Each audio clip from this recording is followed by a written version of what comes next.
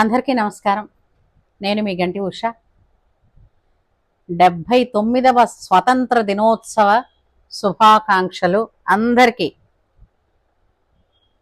దేశ ప్రజలందరికీ కూడా, అలాగే నా మిత్రులకి, సబ్స్క్రైబర్స్కి, నా శ్రేయోభిలాషులకి అందరికీ కూడా మళ్ళీ మరొక్కసారి స్వతంత్ర దినోత్సవ శుభాకాంక్షలు. అయితే ఎన్నో స్వతంత్ర దినాలు వచ్చాయి. జెండా పట్టుకున్న రోజున, ఆ జెండా పండుగ రోజున ఆ జెండాను చూస్తే గొప్పగా ప్రౌడ్ అవ్వడం, తర్వాత ఒళ్ళు పులకరించిపోవడం, దేశభక్తి ఒక్కసారిగా ఉప్పొంగడం.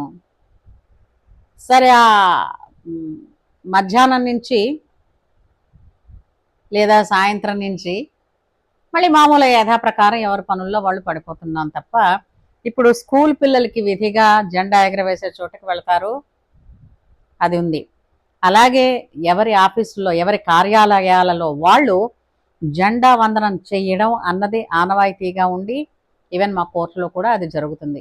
కాకపోతే ఇంకా విచిత్రం ఏంటంటే, ఇళ్లల్లో ఉన్నవాళ్ళు, రిటైర్డ్ పీపుల్ ఎంతమంది పొద్దున్నే జెండా వందనాన్ని, అంటే జెండాని ఎగురవేయడాన్ని, ప్రధానమంత్రి జెండా ఎగురవేయడాన్ని చూడడం, అతను పిలిచిన గెస్టులను చూడడం, ఆయన ఆ ప్రధానమంత్రి పదవిలో ఎవరుంటే వారు ఆ రోజున ఇచ్చినటువంటి స్పీచ్ ఏ విధంగా ఉంది అన్నది వినడం ఎంతమందికి అలవాటు ఉంది.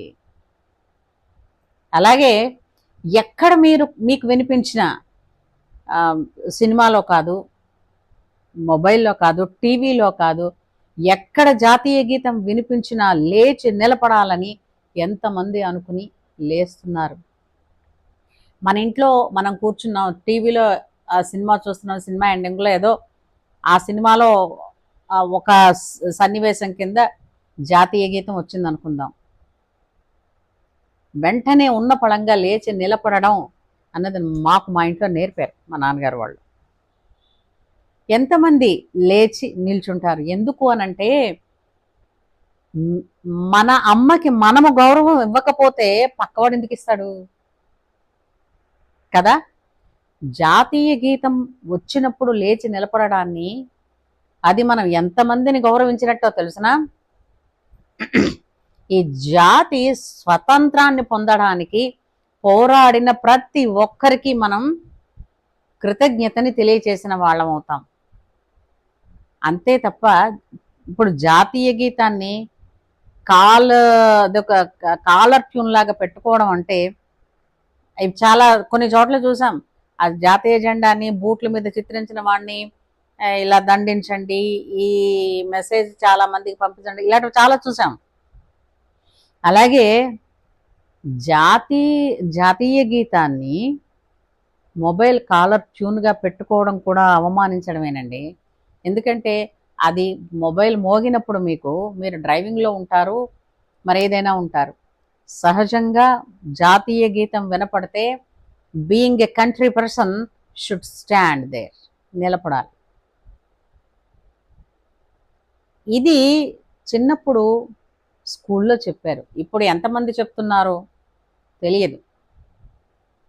ప్రతిరోజు కూడా భారతదేశము నా జన్మభూమి, భారతీయులందరూ నా సహోదరులు, ఈ ప్రతిజ్ఞ కూడా చెప్పించేవారు. మరి ఇప్పుడు ఎంతమంది చెప్పిస్తున్నారో కూడా తెలియదు, చెప్పించడం లేదో కూడా తెలియదు. జెండా పండగ అనగానే అదొక ఉత్సాహవంతమైన దినం అండి ప్రతి ఒక్కళ్ళకి కూడా. సరే, మనని ఆ విదేశీ పరిపాలకులు వదిలేసి పెట్టి వెళ్ళిపోయారు. వీరందరి త్యాగ ఫలితంగా, కృషి ఫలితంగా ఈరోజు మనం అనుభవిస్తున్న స్వాతంత్రం, స్వేచ్ఛ ఏదైతే ఉందో ఇది వాళ్ళు పెట్టిన భిక్ష, నిజం. అయితే ఇంటి దొంగని ఈశ్వరుడైనా పట్టలేడు అన్నట్టుగా వాళ్ళైతే మనకి స్వతంత్రం ఇచ్చారు, కానీ మనలో మనం కొట్టుకు చస్తున్నాంగా. మనకి మనం ఎన్నో విధాలు గిరిగీసుకొని కూర్చుంటున్నాంగా. ఇచ్చిన స్వాతంత్రం ఏదైతే స్వేచ్ఛావాయువులు పీలుస్తున్నాం అనుకుంటున్నామో, వాటి విలువ తెలియకుండానే గడిపేస్తున్నాము. ఐకమత్యత అనగానే ఎక్కడైనా దెబ్బలాటంటే వెళ్ళి మనం కూడా తనులు తినాలేమో, ఎవడో ఎవరినో తిడుతుంటే మనం మధ్యలో వాళ్ళని సపోర్ట్ చేసినందుకు మనం కూడా తిడతాడేమో. కాబట్టి మనకేం ఎవరో ఇచ్చి పెట్టేస్తూ ఉంటే ఆ ఫలాలు అనుభవిస్తాం ఇంట్లో కూర్చుని తప్ప, వాళ్ళకి మాట సాయం అంటే అందరూ బరిలో దిగలేరండి. మాట సాయం కూడా చెయ్యడం అలా అంటే కొంతమంది అంటున్నారులేండి, ఇంట్లో కూర్చుని కబుర్లు చెప్పడం ఎంత ఇదో, మాట్లాడకుండా ఉన్నా కూడా అంతే ఇది, అక్కడ పోరాటంలో ఉన్న వాళ్ళది. అట్లా ఎలా అయింది? పోరాటానికి ఒకళ్ళు వెళుతున్నారు అని అంటే వాళ్ళకి ఇంటి దగ్గర ఇల్లు చూసుకుంటామన్న ధైర్యం ఇచ్చినప్పుడు కదా వాళ్ళు పోరాటానికి బయటకు వెళ్ళేది. అందుచేత మనోధైర్యాన్ని ఇవ్వడం కూడా మనం ఎవరైతే మన స్వతంత్రం కోసం మన ధర్మం కోసం పోరాడుతున్నారో వాళ్ళకి మద్దతు ఇచ్చినట్టే. ఈ విషయాన్ని పక్కన పెడితే ప్రతి స్వతంత్ర దినోత్సవం నాడు మనం జెండా ఎగరవేసుకోవడాలు, స్వీట్లు తినడాలు అవన్నీ అయిపోతాయి అనుకోండి. కానీ మన జీవితాలలో మనకి మనం మార్పులు తెచ్చుకోవాలి అని అంటే చెయ్యాల్సిన పని ఇంకొకటి ఉందండోయ్. ఏంటది అని అంటే మన మాతృభాషని కూడా మనం గౌరవించడం, దానిని వినియోగించుకుంటూ అంటే దానిని వాడుకంలో ఉంచుకోవడం. ఎవరి మాతృభాష వాళ్ళు. ఇప్పుడు మీరు మహారాష్ట్ర వెళ్ళండి, వాళ్ళు పక్కాగా అందరూ మహారాష్ట్ర భాషే, మరాఠీ భాషే మాట్లాడతారు. తమిళనాడు అందరూ వాళ్ళకి వచ్చినా కూడా తెలుగు మాట్లాడరు, తమిళే మాట్లాడతారు. ఇట్లాగే ఒరిస్సా, గుజరాత్, అస్సాం ఇవన్నీ కూడా వాళ్ళ మాతృభాషని గౌరవిస్తున్నంతగా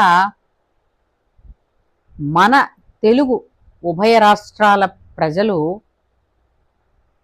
ఒక వాక్యంలో ఒక ఆంగ్ల పదాన్ని చొప్పించకుండా మాట్లాడగలిగితే గ్రేట్. ఇప్పుడు చూసారా, ఇప్పుడు నాకు కూడా అదే వచ్చింది, గొప్పే. ఇలా అలవాటు పడిపోయాం. దాన్ని ఇంకా ఏమంటారంటే ఇది ఒక వ్యసనంలాగా తయారైపోయింది. మాట్లాడే భాషలో పరభాషను చొప్పించకుండా భావ వ్యక్తీకరణని చేయలేకపోతున్నాం. ఇది కొనసాగితే ఇప్పటికే కొంత అచ్చమైన స్వచ్ఛమైన తెలుగుని కోల్పోయాం. ఏదో కాస్త లీల మాత్రంగా ఉంది.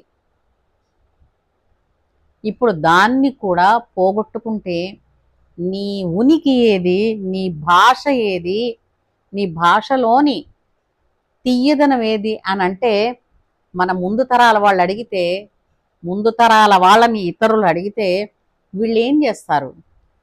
ఆంగ్ల చదువులు అవసరమే, కేవలం భుక్తి కోసం కావచ్చు. కానీ మాతృభాష అన్నది ఎప్పుడూ దానికి గౌరవించాలి. దానిని ఎప్పుడూ మన వాడుకగా ఉంచుకుంటూనే ఉండాలి.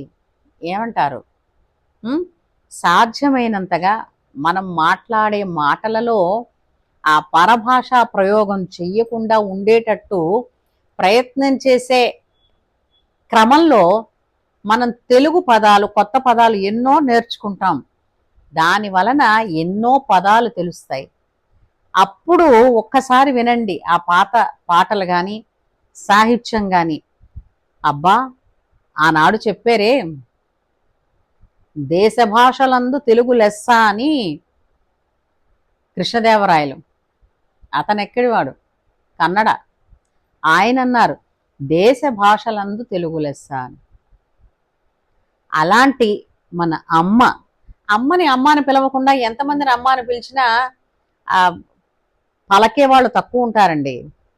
ఉండరని అన్ను, పలికేవాళ్ళు తక్కువ ఉంటారు. కానీ మన సొంత అమ్మ మన కోసం ప్రాణం ఇచ్చినంతగా ఇతరులు ఇస్తారంటారా? అంచేత మన అమ్మని గౌరవిద్దాం, మన మాతృభాషని గౌరవిద్దాం. మన మాతృభాషని ఈ రోజు నుంచి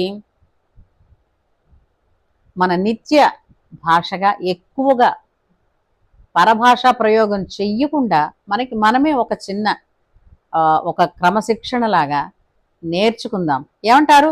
నాకు తెలుసు మీరందరూ నాతో ఏకీభవిస్తారని. 80వ స్వతంత్ర దినోత్సవ పండగ నాటికి మన తెలుగు రాష్ట్రాలలో తెలుగు విస్తారంగా సుస్పష్టంగా మాట్లాడే వాళ్ళు ఎక్కువ అవుతారు అని ఆశిస్తూ, ఆకాంక్షిస్తూ మరొక్కసారి మీ అందరికీ స్వతంత్ర దినోత్సవ శుభాకాంక్షలు. మీ గంటి ఉష.